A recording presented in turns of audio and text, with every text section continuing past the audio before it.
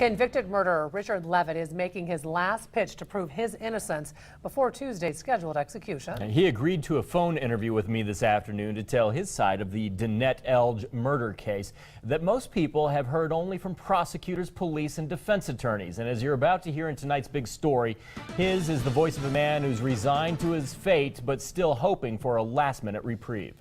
On the same day, the state Supreme Court denied what may be his last appeal. Richard Leavitt does not hold out much hope for a stay of execution.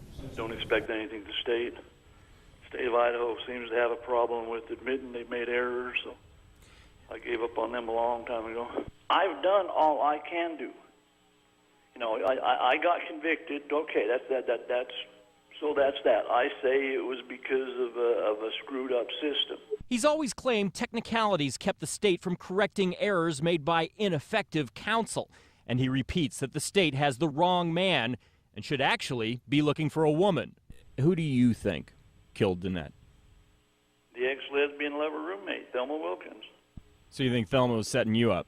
Yeah, Thelma, yeah, exactly. Wilkins was the aunt of Leavitt's wife and living with the victim. He claims Wilkins plotted against Danette Elge, so he went to warn her. And it was then that he says he accidentally provided the state with its best evidence. When her and her roommate got in a fight and her roommate came over and was talking about setting her up, getting drunk driving, I went over and I warned her about that. And that is why I was in the house that night. I had the nosebleed.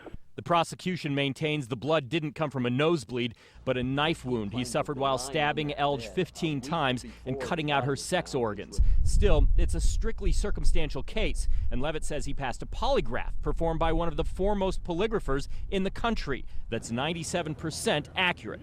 I hope they sleep better knowing that, well, there's only 97% chance that they're killing an innocent man instead of 100%. There's still hope for a stay of execution from the Ninth Circuit Court of Appeals in San Francisco, but it's slim at best. I've given up, basically. I mean, I've made my peace with God. I'm ready to die if that's what it takes. I don't want to because I've got kids and family, but if that's where it's going to be, that's where, I mean, if I'm supposed to die next Tuesday, then I guess I die next Tuesday. Leavitt says he's planning to meet with family before the execution and stay close to the phone.